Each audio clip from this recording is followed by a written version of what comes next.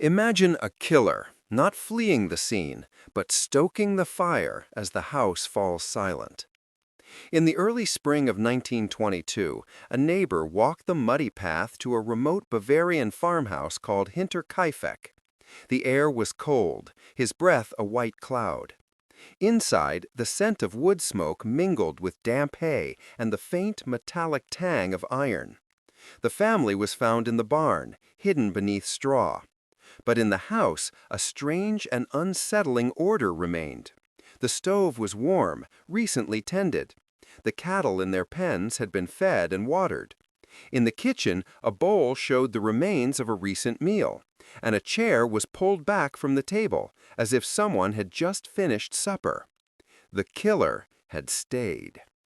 This is the detail that transforms a brutal crime into a lingering horror. A home is meant to be a sanctuary, the end of a dangerous story. But here, the danger didn't leave. It settled in. Even now, our smart locks and cameras are designed to keep the outside world out.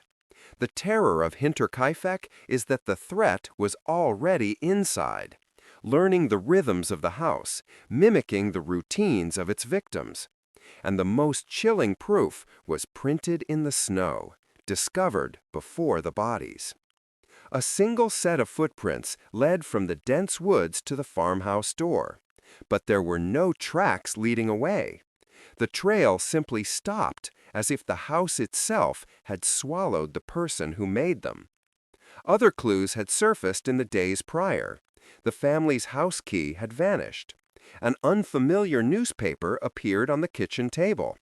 The maid heard footsteps creaking in the attic when the wind was still. These are not the signs of a random intruder. They point to a terrifying familiarity.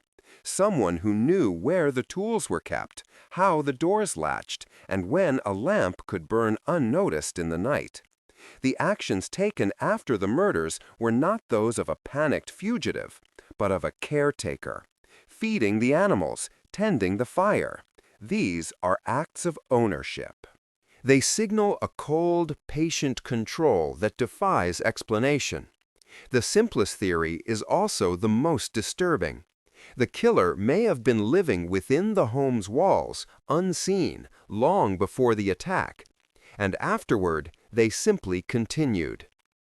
When help finally arrived, the scene was compromised.